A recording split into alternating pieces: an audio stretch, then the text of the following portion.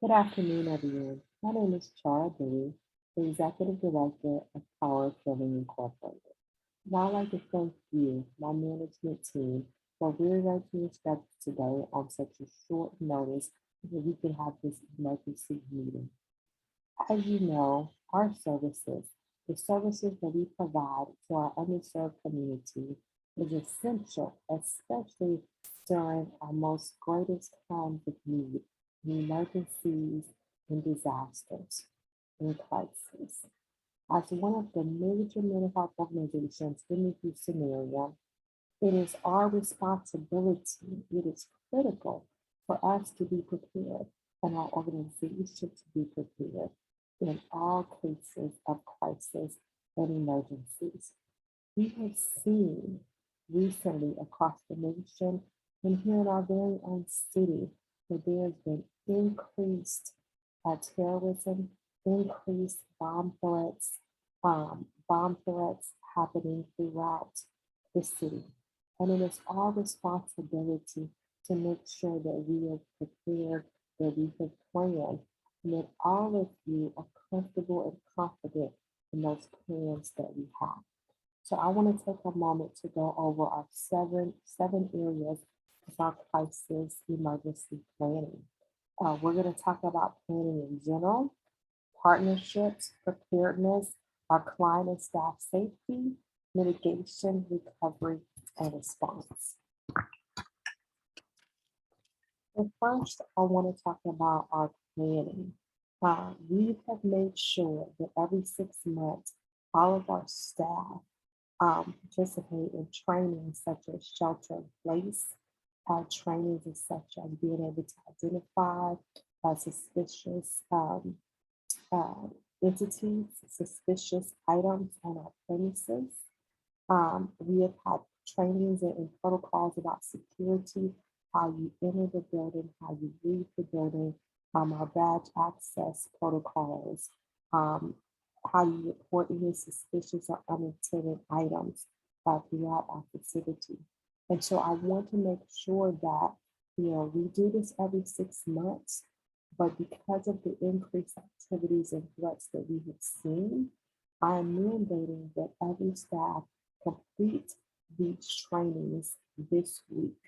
So every staff will go and review the virtual shelter in place training and the suspicious identification training. With that, I would like each manager for their division to, once all the employees have completed this training, to set up a meeting where there can be discussion about these protocols and how staff go about the protocols, as well as making sure that the staff understand the procedures that we have put in place to make sure that they're safe and that their clients are safe. So part of this, making sure that every one of your staff has their badge and badge access. You can only access the building with your badge. You can only leave with your badge and you can only enter with your badge. Our security will remain at the entrance of the facility, monitoring everyone that comes in and everyone that goes out. We have also enhanced our computer system, our camera system, so that we will be able to have an even better view of our parking lot and better view of the our most vulnerable places within our facility. In addition to this, our safety department will do a sweep of our facility at least a couple of times a day. These sweeps will be unannounced, and really they're just looking for things that may be out of place, things that don't seem right. And so this is just a step to make sure that our facility remains secure. We have a big facility with inpatient quarters, outpatient quarters, and so we want to make sure that nothing is in our building and staying in our building that really shouldn't be, that can cause harm to anyone. Um, I want to make sure that when we sit down with our staff and we discuss with them their training and any questions that they may have, that we really identify any of their concerns. And if we aren't able to address those concerns with the answer at that present time, if those concerns are brought back to our management group, that we can make sure that we respond to those concerns in writing. We will also begin to increase our drills that we have, our drills of evacuation, our drills of staying in place, sheltering in place. So we will have more of those drills. Also, we will have drills on our intercom system and our texting system. Remember, texting is a major way that we get information and updates out to our clients as well as our staff. So we will be sending some of those texts out. Also, the way for us to practice that system to make sure that everybody is signed up with the system that is supposed to be signed up with that system. We will also start sending out resources with that system as well, so that we have resources well in advance of any event. So this is the major way that we'll disseminate information. We also plan to disseminate information through our website and social media, but we want to make sure that we have the intercom system, the walkie-talkie system, and also our texting system as well. Our safety team is on high alert and will remain on high alert throughout this whole process, so that we know that we're ready to address everything that may go on. I've also appointed 4 staff to liaison positions during this time. So we will have Kimberly Smith, who will be our government liaison person. She will coordinate directly with FEMA, public health, state and local officials and officers. She will participate in those meetings. There may be some of you that may participate in meetings as well, but she will be the point person that she can convey any information to us that we need to, especially being the largest mental health organization in Harris County. We may be asked to provide treatment and services, on a larger scale. So we'll remain in the loop of that planning and be able to execute responses as we need to.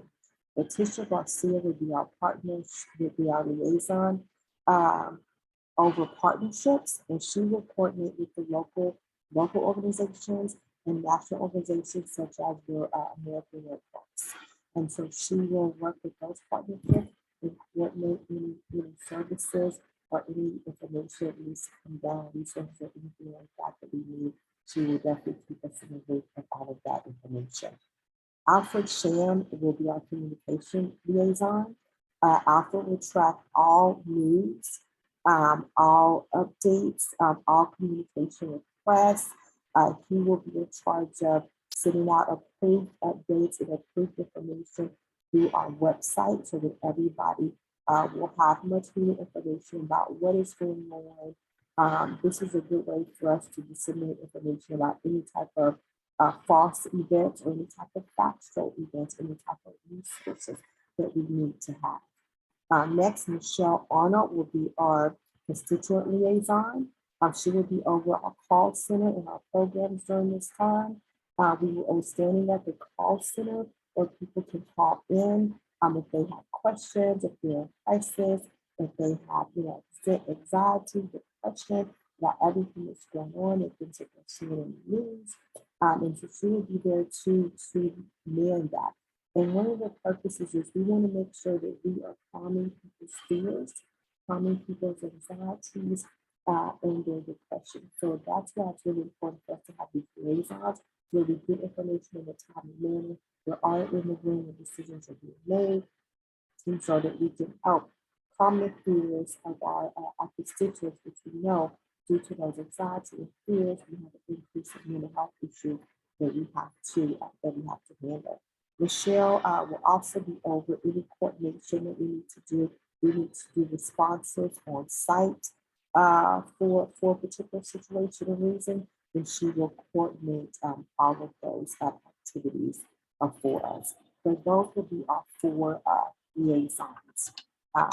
Our management team, we know we have another line of communication within us that we can get information within real time. So we'll make sure that everybody has what they need programmed on their phone.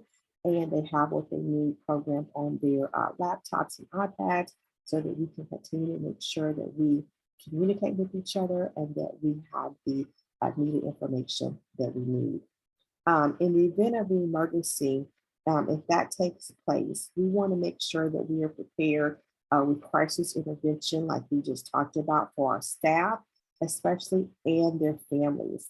So we will have crisis intervention available, ready to go for us. We will also have support groups for our staff and our families, and we will have ongoing support groups at different locations that we have identified throughout the county. We have 5 locations, and in your handouts that I gave you, you will see those 5 locations of where we're ready to stand up support groups. And we coordinated with Metro to be able to provide transportation to those locations. We also have coordinated with FEMA to be able to host shelter, temporary shelter, or shelter in place if we had to. So the temporary shelter for staff and for families will be located across the street at the Applegate Hotel. And then we also have temporary housing for those that are in crisis at our Sun Valley Hotel, which is attached to our psychiatric treatment center. And this is also a twofold response, just in case the psychiatric hospital becomes overwhelmed. We have another place where we can section parts of the hotel off to be able to triage people that are in mental health crisis as well. And so you'll see additional information in your packets as far as that goes. Leadership, it is imperative that we are confident in our response plan. We are confident in our overall response to the community.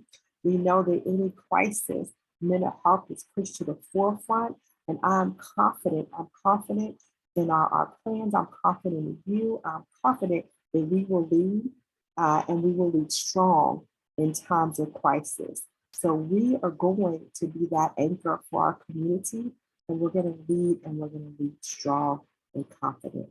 So thank you all so much for your time today, and God bless.